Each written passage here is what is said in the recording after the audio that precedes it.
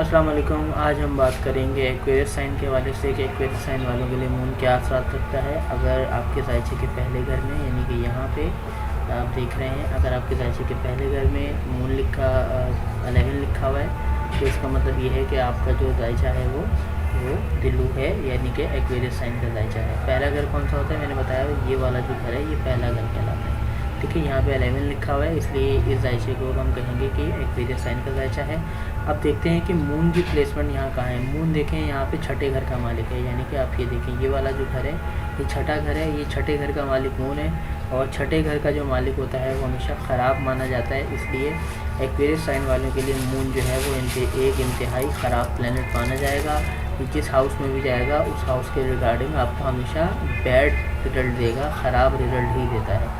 अगर ये पहले घर में मौजूद हो, यानी कि यहाँ पे मौजूद हो, तो क्या होता है।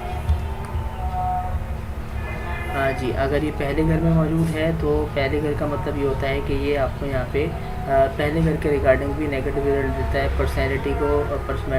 पर्सनैलिटी को ख़राब करता है आपकी, यानी आपने कर्ज़ों को और बीमारियों को अपने सर पे उठा के रख लिया है। तो पहले घर में मून की प्लेसमेंट का मतलब ये होता है कि ऐसा शख्स जो है वो बीमारियों में मुब्तला रहता है, तरह तरह की बीमारियाँ उसको लगी रहती हैं, कर्ज़ों में डूबा रहता है सारी ज़िंदगी। इसके अलावा कोर्ट केसेस, लिटिगेशंस के मामला में फंसा रहता है, थाना कचहरी के मामला में फंसने के चांसेस ज़्यादा होते हैं उसके।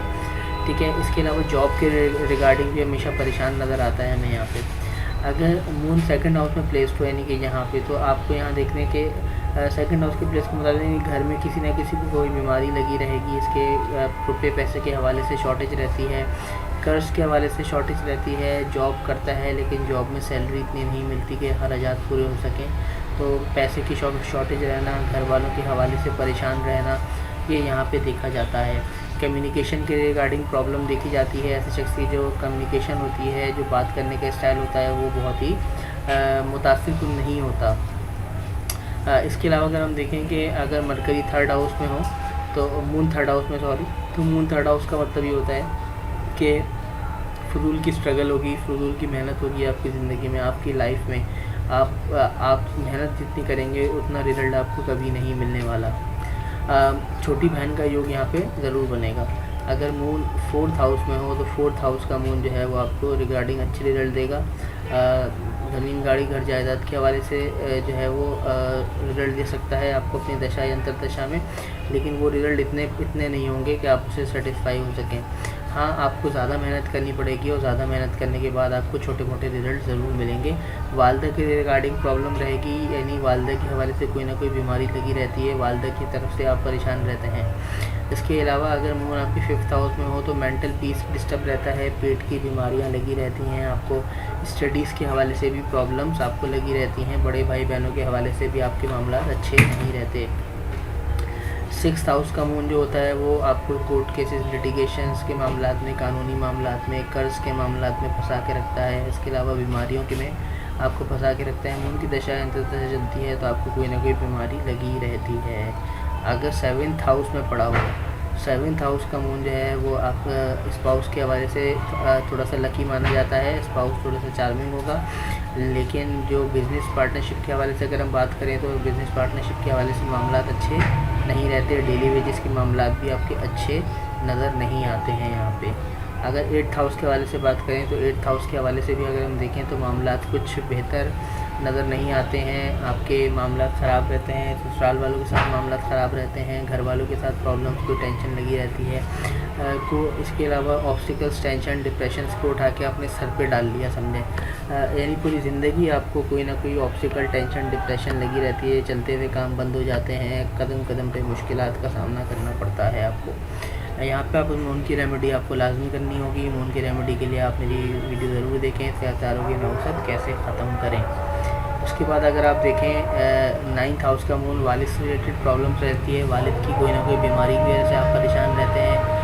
फ़ॉरेन ट्रैवलिंग ज़रूर कर लेते हैं मून की दशा या अंतर दशा में, लेकिन फ़ॉरेन ट्रैवलिंग भी आपको कोई फ़ायदा ज़्यादा नहीं देती। हायर स्टडीज़ के हवाले से आपको कोई ना कोई प्रॉब्लम लगी रहती है। इसके अलावा टेंथ हाउस का मून जो होता है, टेंथ हाउस का मून बिज़नेस के प्रॉब्लम्स रहती है, बिज़नेस के हवाले से मामला ख़राब रहते हैं। मून की दशा या अंतर्दशा जब भी चलती है तो चलते हुए काम बंद हो जाते हैं और अच्छे अच्छे कामों की आमदनी ख़राब हो जाती है, आप बिल्कुल बिज़नेस बंद करने के दहाने पर आ जाते हैं। तो काम के हवाले से मून की बहुत ही ख़राब प्लेसमेंट होती है, इससे आपको अवेयर रहना है। साथ ही साथ वालदा के हवाले से भी प्रॉब्लम्स रहती हैं। 10th हाउस में ज़मीन, गाड़ी, घर, जायदाद के हवाले से भी प्रॉब्लम्स लगी रहती हैं। इसके अलावा अगर हम बात करें कि मून अगर हमारा 11th हाउस में हो, 11th हाउस का मून जो है वो आपको बड़े भाई बहनों के हवाले से थोड़ी सी प्रॉब्लम देता है, बड़े भाई बहनों की बीमारी के हवाले से प्रॉब्लम देता है। आपको कोई बीमारी, आपको कोई ऐसी छोटी मोटी बीमारी लगी रहती है जिसकी वजह से आप परेशान रहते हैं।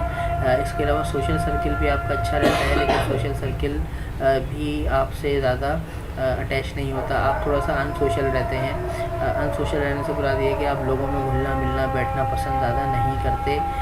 बीमारियों की तरफ से परेशानी, सोशल सर्किल की तरफ से परेशानी, लोगों की तरफ से परेशानी आपको लगी रहती है। ख्वाहिशात की तकमील जो होती है वो इतनी आराम से नहीं हो पाती। आप जिस चीज़ को चाहते हैं वो आपको कभी नहीं मिलती या बहुत मुश्किल से मिलती है। इसके अलावा 12th हाउस का मून जो है वो आपके लिए नेगेटिव असरात लेकर आता है।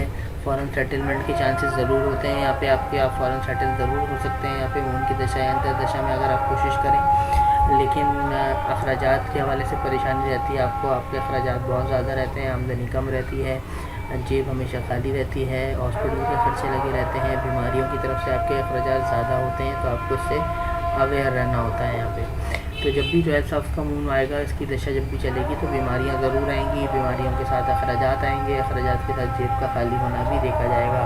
तो आपको यहाँ पे मून की रेमेडी भी लाजमी करनी है। तो ये ओवरऑल मैंने बताया आपको एक्वेरियस के हवाले से। अगर आप मज़ीद डिटेल में जानना चाहते हैं तो आप मुझे कमेंट कर सकते हैं, आप मेरे नंबर पे व्हाट्सअप कर सकते हैं, बिल्कुल फ्री ऑफ कॉस्ट आपके सवालों का जवाब दिया जाता है। तो नेक्स्ट वीडियो तक के लिए मुझे इजाज़त दीजिए। फ़ी अमान अल्लाह।